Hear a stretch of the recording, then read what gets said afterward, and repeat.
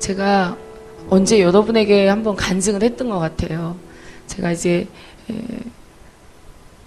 몸에서 이렇게 붕 떠가지고 입신을 해서 제가 영적인 영역에서 그 앞에 오는 장애물과 부딪혀야 되는 그런 상황이었는데, 그때 부딪히지 않을 수 있는 상황은 땅으로 꺼지든지 하늘로 솟든지 둘 중에 하나였는데, 그때 믿음을 취하고 하나님께서 제 몸을 붕 뜨게 해서 그 공중을 나르게 하셔서 그 부딪히는 그 속도와 어마어마한 그 부서질 그러한 상황에서 하나님께서 저를 이렇게 건져서 초자연적인 그 은혜를 맛보게 하셨다는 간증을 여러분에게 했을 것입니다.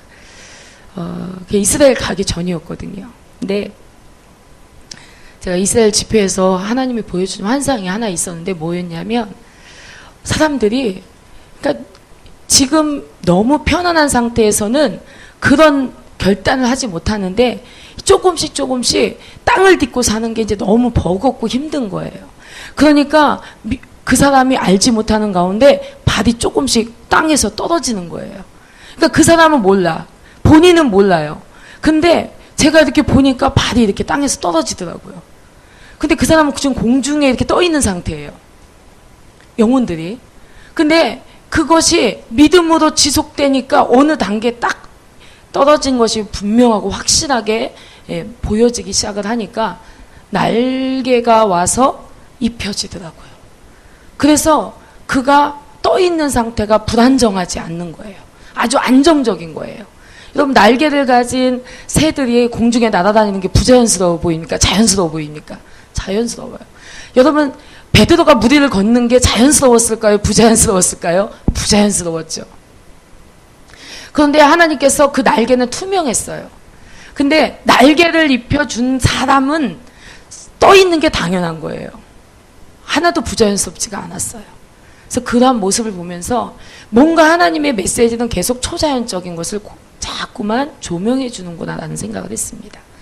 자, 우리의 시간들이 초자연적 세계로 들어가고 있습니다. 아멘. 여러분, 우리가 그것을 믿음으로 취하도록 마귀가 가만히 보고 있지 않겠죠. 계속 너는 불가능한 존재야. 너는 무리를 거둘 수 없어. 야, 너는 불가능한 존재야. 네가 공중에 어떻게 떠 있어. 야, 너는 불가능한 존재야. 계속 우리의 한계에 대한 자각을 일러줄 것입니다. 너는 믿음 없어. 그건 예수님 얘기지. 네 얘기가 아니야. 그건 베드로 얘기지. 네 얘기가 아니야. 야, 그건 바울 얘기지. 그건 성경에 있는 얘기야. 현실은 아니야. 막 이러면서 우리에게 자꾸만 제한적인 삶을 살도록 여러분에게 계속해서 말할 것입니다.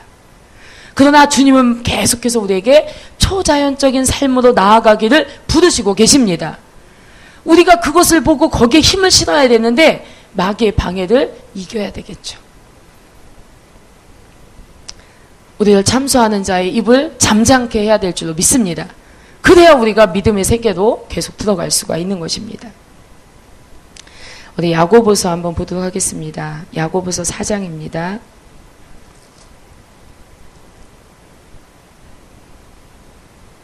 야고보서 4장 1절부터 10절까지 우리 천천히 한번 교독하도록 하겠습니다. 제가 1절을 먼저 읽겠습니다. 너희 중에 싸움이 어디로 다툼이 어디로 쫓아나느뇨. 너희 지체 중에서 싸우는 정욕으로 쫓아난 것이 아니냐.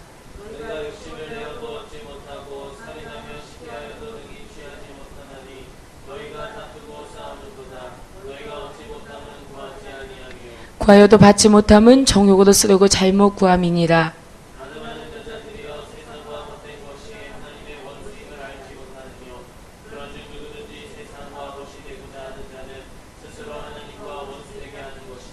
너희가 하나님이 우리 속에 거하게 하신 성령이 시기하기까지 사모한다 하신 말씀을 헛된 줄로 생각하느뇨.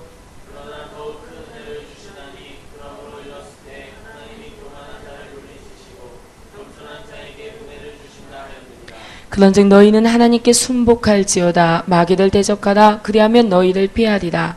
하나님을 가까이 하라. 그리하면 너희를 가까이 하시리라.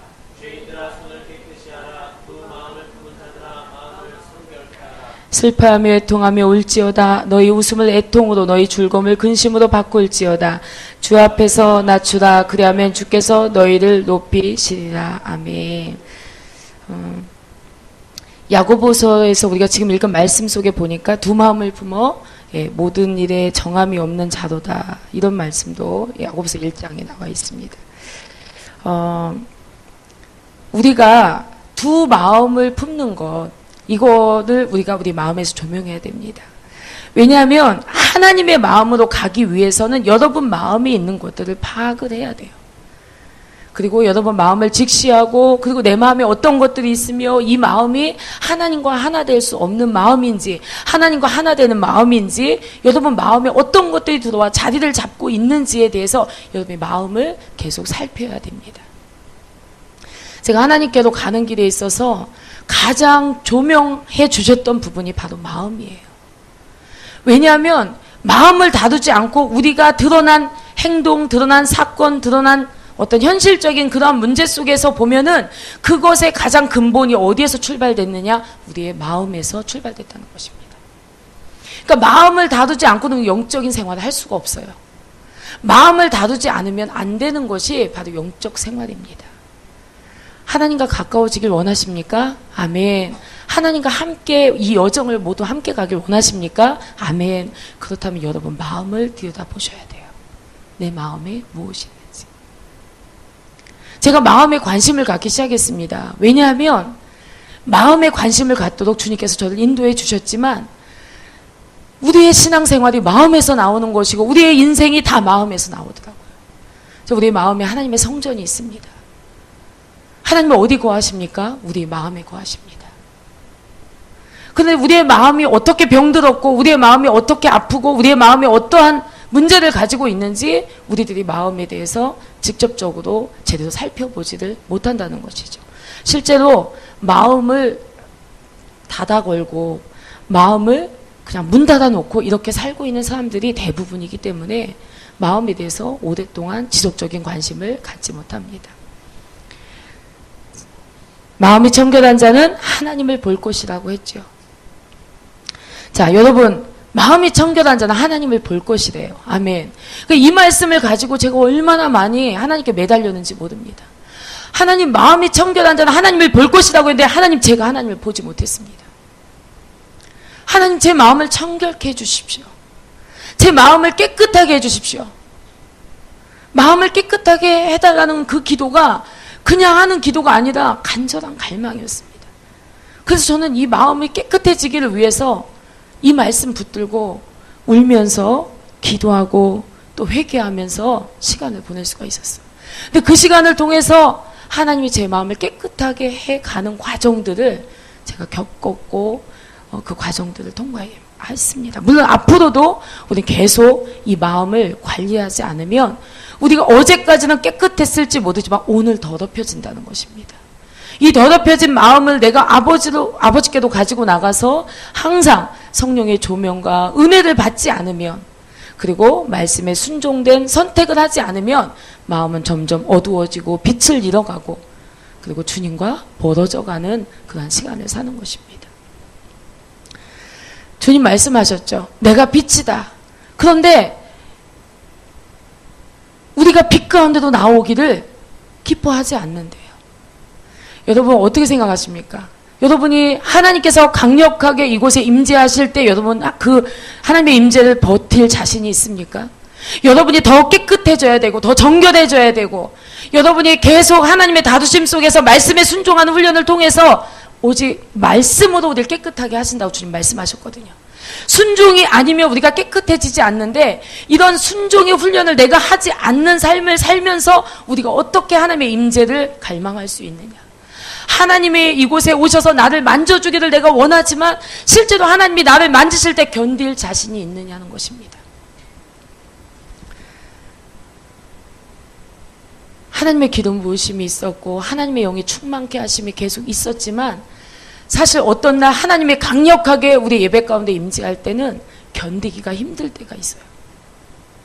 여러분 불 사모하죠. 성령의 불을 내려주셔서 우리가 늘 찬양하잖아요. 이 불을 여러분이 받을 수 있는 양은 여러분이 준비된 그릇만큼이에요. 여러분의 마음이 청결한 만큼밖에는 받을 수가 없다는 것입니다. 물론 육체의 치유는 하나님께서 불로써 치유해 주시고 기름 부으심으로 치유해 주시고 여러분 믿음 안에서 역사하시기도 하고 치유해 주십니다.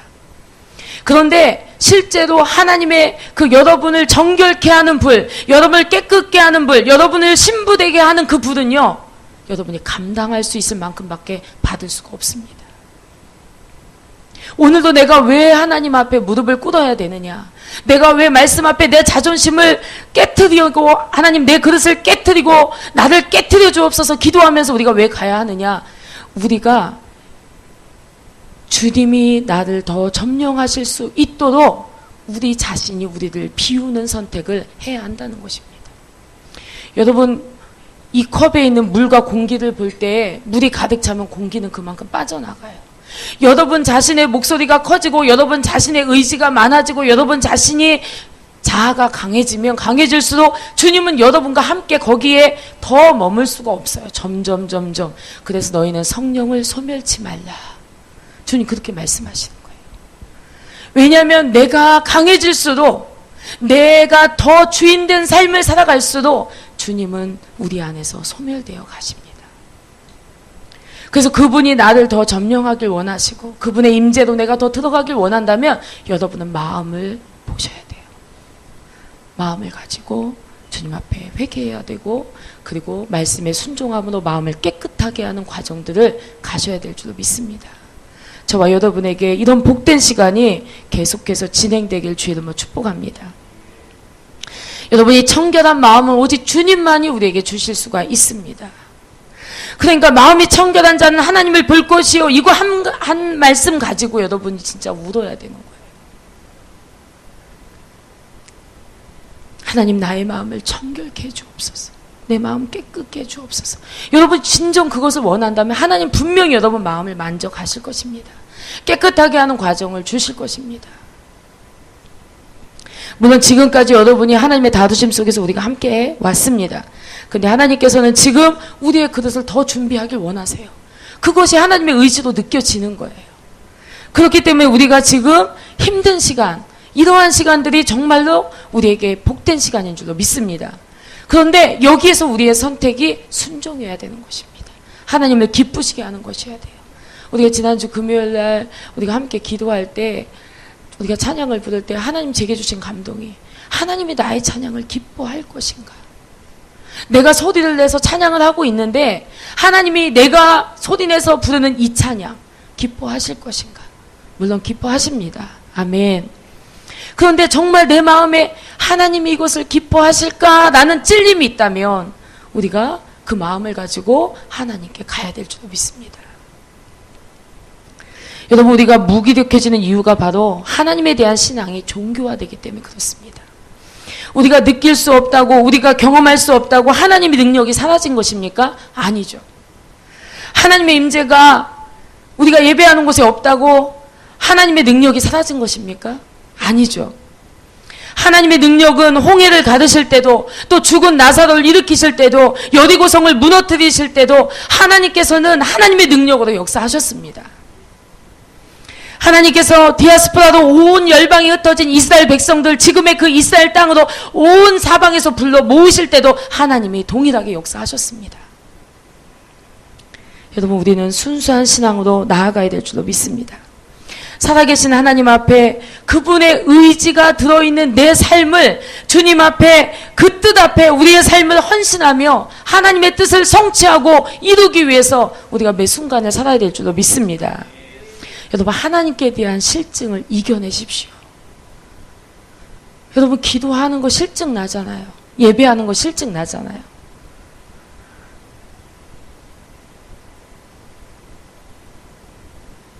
지난번에 한번 우리 예찬이와 우리 강아람 전사하고 같이 막 얘기를 하면서 이렇게 같이 있었는데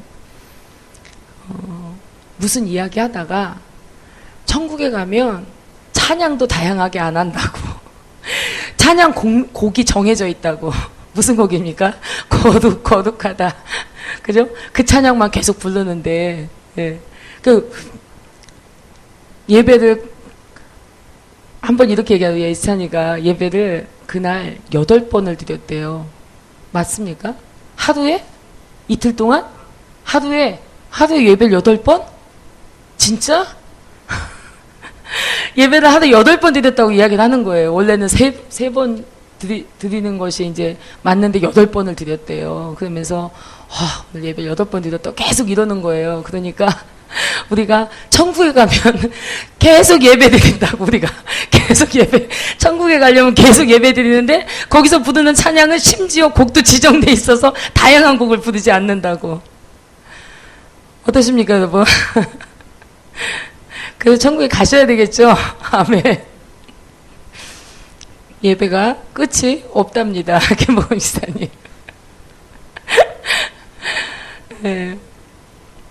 그냥 웃자고 하는 이야기입니다. 그런데 정말로 우리가 하나님의 것을 사모하는 그 순수함으로 우리가 나아가며 살아계신 하나님 앞에 우리가 전적으로 전심으로 하나님 앞에 나아가길 주님을 축복합니다. 우리가 예배에 실증을 내서는 안 돼요. 영적인 삶에 실증을 내서는 안 돼요. 왜 실증이 나는지 아십니까? 이미 종교화되고 있기 때문에. 지루해요. 여러분, 찬양 부른 거 10번 부르는데 지루하지 않게 부를 수 있는 방법은 여러분이 찬양의 깊이를 더해가는 것입니다. 여러분, 사골국물은 첫 번째 끓였을 때는 별로 그렇게 진하지가 않아요. 두 번째, 세 번째 끓여서 막 섞으면 점점 진해집니다. 나중에 정말 우유 빛깔로 막 빛깔이 막 아주 뽀얘지죠. 우리의 예배도 이렇게 돼야 됩니다. 아멘. 우리의 찬양도 이렇게 돼야 됩니다. 그러니까 우리 안에서 생명을 담아서 찬양을 해야 돼요. 만약에 내가 한 번 부를 때 은혜가 안 왔다. 2번 부를 때 은혜가 안 왔다. 그 3번째 부를 때 은혜가 올 수 있습니다. 4번째 부를 때 더 집중하세요. 포기하지 마세요. 영적인 것은 계속 침노해 가는 것입니다. 그러니까 1절, 2절 부를 때 은혜가 안 돼서 3절에 하나님께서 은혜를 강물처럼 흘려보내 주십니다.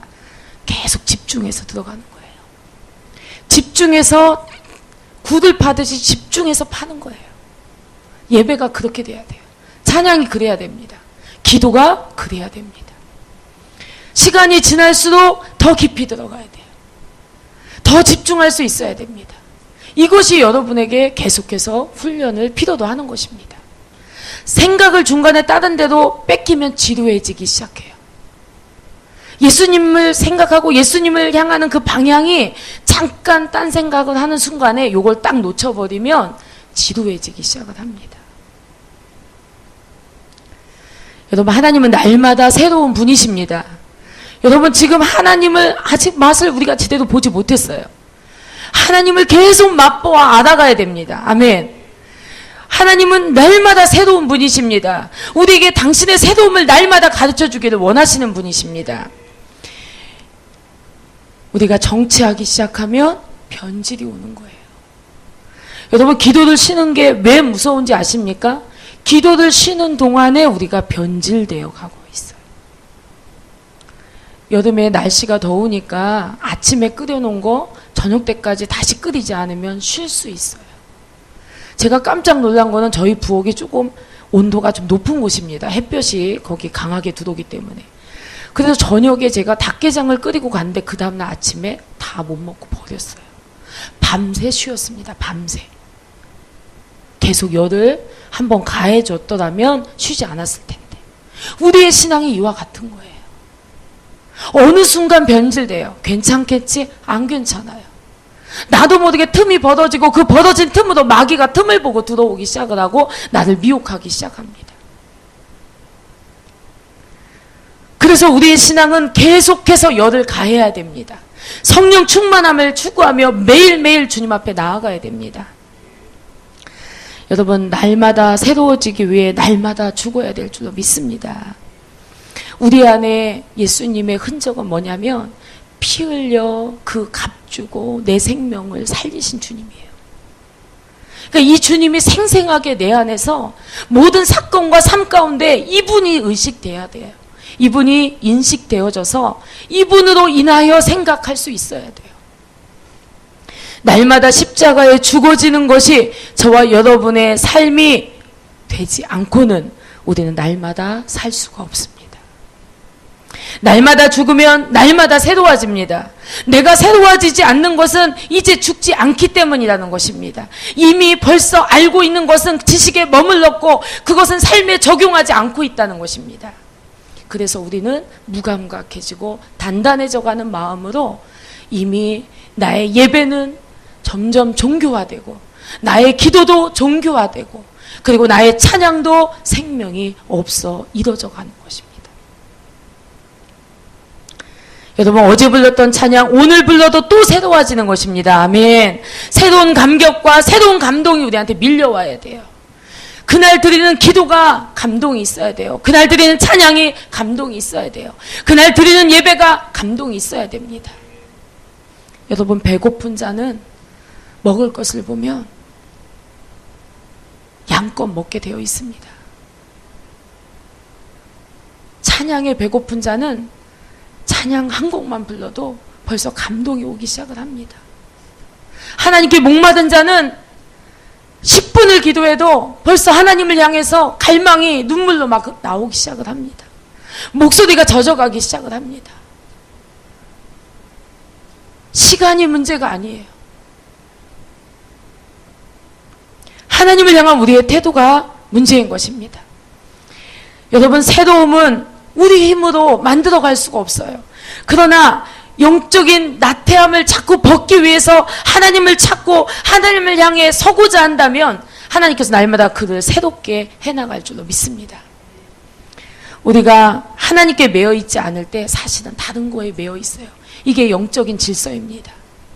내가 오늘 하나님께 매여 있지 않은 것만큼은 다른 거에 매여 있다는 사실이에요. 사무엘상 7장 3절 한번 찾아서 읽어보겠습니다.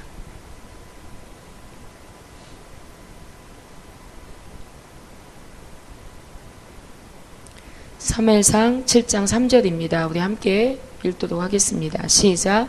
사무엘이 이스라엘 온 족속에게 일러 가로되 너희가 전심으로 여호와께 돌아오려거든 이방 신들과 아수닷을 너희 중에 제하고 너희 마음을 여호와께로 향하여 그만 섬기라. 너희를 블레셋 사람의 손에서 건져내시리라. 아멘. 지금 뭐라고 말하고 있습니까? 사무엘이 이제 회개를 촉구하는데 이제 사무엘은 이제 하나님의 부흥의 때를 감지하고 있는 거예요. 그래서 이제 우리가 그 부흥의 시간을 맞이하기 위해서 이제 우리가 선택해야 될 것들을 말하고 있는 것입니다. 첫째는 뭐라고 말하고 있습니까? 우리가 순수한 신앙의 회복을 위해 전심으로 돌아오라는 말입니다. 여러분, 적당히 돌아와서 안 된다는 거예요. 어떻게 해요? 전심으로. 전심으로. 제가 하나님께 순종하는 것을 하나님께서 훈련하시면서 제 순종에 대해서 하나님이 말씀하실 때 여러분, 저는 뭐 케이크를 제가 만들어 본 적이 없어요. 근데 케이크를 다 완성을 했어요. 모양도 만들고 이렇게 데코레이션도 잘 예쁘게 해서 잘 완성을 했어요. 그런데 거기다가 모래를 살짝 집어서 탁 쳤어요. 여러분, 그 케이크 먹을 수 있습니까? 없습니까? 먹을 수가 없어요. 근데 우리의 순종의 모습들이 이와 같을 때가 너무 많아요. 열심히 수고해서 밀가루를 반죽하고 그리고 적당하게 숙성시켜서 빵으로 만들고 모양도 만들었는데 거기에 결정적인 것을 잘못하는 거예요. 그러니까 이것이 순수한 하나님 앞에 순종이 되지 못하는 거예요. 이것이 하나님께서 나에게 정말 네가 옳다라고 나를 지지해 줄 만한 그게 안 되는 거예요. 끝까지 인내를 못하고 내가 인내할 수 있을 만큼만 인내해버리고 마는 거예요. 끝까지 견디지 못하고 요만큼만 견디고 마는 거예요. 이것이 하나님 앞에 순종이 아니라는 것입니다. 사무엘이 지금 이스라엘 백성들에게 하나님께서 줄 회복의 시간을 감지했어요. 그리고 이제 너희가 전심으로 지금 주께 돌아올 때다라고 말하고 있는 것입니다. 이제 부흥의 때가 지금 눈앞에 와 있기 때문에 너희들이 전심으로 하나님께로 돌아가야 된다, 이렇게 말하고 있습니다. 여러분, 적당히 쓰고 남는 시간 기도하고 적당히 쓰고 남는 것으로 헌신하고 하는 것이 아니라 우리의 생명을 들여 주님께 온전히 전심으로 나아갈 때가 바로 지금인 것입니다. 생명을 들여 기도하고요, 생명을 들여 예배하고요. 지금 기도가 시작했으니까 뭐 시간이 되면 기도가 끝나는 거예요. 그게 아니라요, 여러분, 주님 만날 각오를 하시고 기도를 시작하셔야 돼요. 주님 만날 각오를 하고 찬양을 시작하셔야 돼요. 여러분, 찬양의 계시가 없다면 찬양의 은혜가 있겠습니까?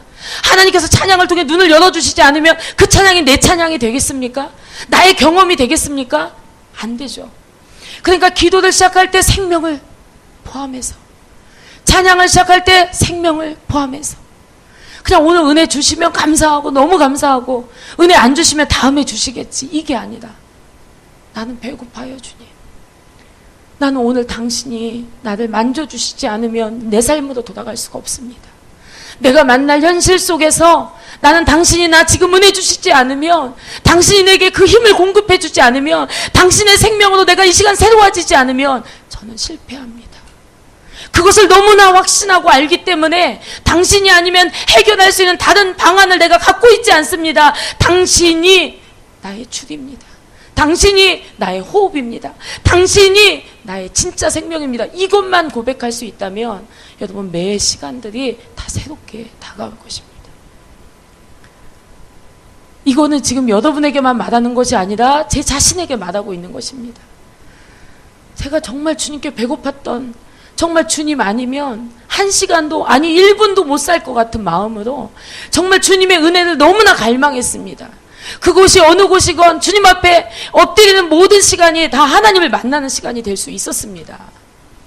어떤 전도사님이 저한테 그런 말을 해요. 정말 저보고 은혜를 너무 잘 받는데요. 어디에서도 은혜를 너무 잘 받는데요. 도대체 그 비결이 뭐냐고 저한테 물어봤습니다. 제가 대답했습니다. 저는 하나님께 배고픈 자라고. 하나님께 배고픈 자여야만 하나님의 은혜가 공급되는 것입니다. 내가 언제부터 이렇게 부유하고 내가 언제부터 이렇게 하나님께 배부른 자입니까? 오늘 이 기도가 아니어도 내일 살 수 있는 자고, 오늘 하나님 못 만나도 내일 살 수 있는 자로 내가 왜 이렇게 변화됐을까? 나는 어디에서 주님을 향한 이 초점을 잃어버리고 지금 있는 것일까? 우리가 함께 생각해 보기를 원합니다. 우리 인생은 잠깐 있다가 없어지는 안개와 같다고 그랬어요. 들의 풀과 꽃과 같다고 그랬어요. 조금 있으면 이제 낙엽들이 다 떨어질 것입니다. 식물들이 다 그 모습을 감추는 시간이 금방 오겠죠. 정말 안개와 같아. 잠깐 있다가 가요. 정말 하나님이 보시기에 한 사람의 인생은 전보다도 작아요. 흔적도 볼 수 없는, 정말 잠깐이에요. 여러분, 정말 잠깐 있다 갈 것입니다. 그런데 하나님의 부르심이 있고 약속이 있죠. 여러분, 그것이 지금 오늘 내가 서 있는 그 자리에서 그것을 향해서 여러분이 최선을 다하며 영적 전쟁을 하고, 그리고 선한 것을 심으며 여러분이 나아갈 때 그것을 이루실 분은 하나님이세요. 그러니까 나는 오늘 내가 서 있는 그 자리, 오늘 내게 주어진 그 자리, 거기서 하나님께 온 마음을 다해 헌신하고 충성하며 주님을 향해 나아갈 때 그것을 이루실 분은 하나님이세요. 여러분, 하나님께서 그리시는 그림을 우리는 상상도 못합니다. 하나님께서 얼마나 큰 그림을 그리는지 몰라요. 그 그림 속에 우리 정서가 있고요. 그 그림 속에 이스라엘이 있고요. 그 그림 속에 혜인이가 있습니다. 하나님이 그리시는 큰 그림 안에 우리들이 있어요. 여기서부터 여기까지가 내 몫이에요. 여기서부터 여기까지가 누구 다른 사람의 몫이에요. 그럼 내 몫은 내가 해야 돼요. 아멘. 하나님의 부르심이에요. 제가 성도 10명이 안 되는 성도 10명 미만의 어떤 목사님에게 이제 어떤 기독교 방송국에서 인터뷰하는 거 잠깐 봤어요. 근데 뭐라고 질문하냐면, 왜 목회를 하십니까? 라고 이야기하더라고요. 그분이 뭐라고 대답했냐면, 소명이라고 대답했어요. 그리고 뭐라고 대답했냐면, 시작하신 이가 하나님이시고 이것을 마치실 분이 하나님이십니다 그랬어요. 제가 아멘 했습니다. 여러분의 역할을 하나님께서 어느 만큼 부르셨는지 모르지만 그 역할은 내가 해야 될 내 몫입니다. 하나님의 부르심이에요. 사명입니다. 그것이 설사 얼룩진 유리창 하나 닦는 일이라 할지라도 그것이 예수 안에서 하나님이 주신 감동과 그 은혜로 하나님을 섬기는 것이라면 그 상을 결단코 잃지 않을 것입니다. 하나님이 그리신 큰 그림 안에 너무나 값진 하나의 그림일 것입니다. 하나의 퍼즐일 것입니다.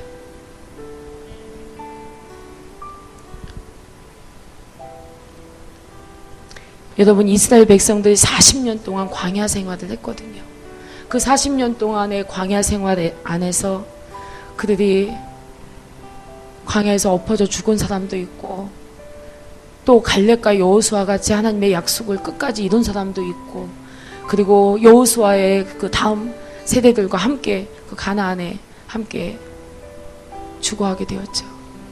그런 큰 역사 안에서 기근이 들게 하고, 그리고 고센 땅에 머물게 하고, 거기서 큰 민족을 이루고 나와서 애굽을 건너게 하고 광야 생활을 허락하시고, 그리고 가나안 땅으로 그들을 인도하셨습니다. 이러한 큰 과정 속에서 세대와 세대가 함께 연결되어 있었습니다. 우리는 하나님의 큰 부르심과 사명 안에 서로 연결되어 있는 자들입니다. 여러분의 몫의 그 역할, 여러분의 몫의 영적 전쟁, 여러분의 몫의 그 순종, 그리고 그 훈련들을 우리 각자가 해야 될 줄로 믿습니다. 그것은 나 한 사람의 구원을 이룰 뿐만 아니라 하나님 나라에 너무나 값진 것이 될 것입니다. 여러분, 첫 번째 제가 말씀드린 거, 이제 부흥의 시간을 맞이하기 위해서, 여러분 개인의 부흥의 시간, 또 하나님 나라의 부흥의 시간을 우리가 맞이하기 위해서 첫 번째 전심으로 하나님께 돌아가야 된다. 두 번째는 우상을 제거해야 됩니다. 두 번째로 이방신들과 아스타롯 우상을 제거해야 됩니다. 하나님보다 더 사랑하는 것들 반드시 제거해야 됩니다. 내 자신을 하나님보다 더 귀히 여기고 있는 우리의 마음에 있는 우리의 우상들을 무너뜨려야 되는 것입니다. 많은 사람들이 우상을 제거해야 된다고 하면 나는 우상을 섬기지 않는데요 라고 말합니다. 아니요, 너무 많아요. 우상이 너무 많습니다. 우리 안에 있는 우상들을 제거해야 될 줄로 믿습니다. 염려와 근심이 많다는 것은요, 하나님보다 내가 더 가진 것, 내가 더 소유한 것, 내 것을 더 사랑하는 것이 너무 많다는 것이에요.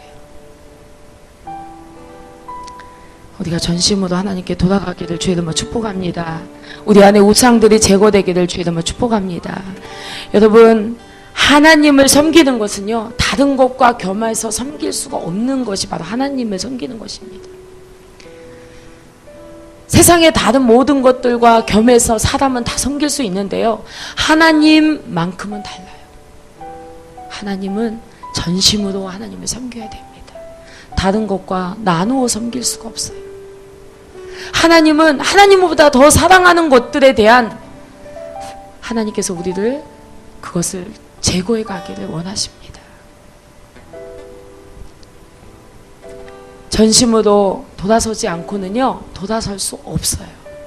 왜 하나님께도 전심으로 돌아서라고 하느냐? 전심이 아니면 돌아서지지가 않는 거예요. 자, 우리의 그릇을 준비하길 주님을 축복합니다. 저는 느껴요. 하나님이 저기서 오고 계세요. 우리 공동체를 향해서, 우리 공동체의 부르심을 이루기 위해서 하나님께서 오고 계세요. 우리가 준비돼야 돼요. 그 시간을 감당할 수 있어야 됩니다. 그래서 하나님은 우리를 훈련하십니다.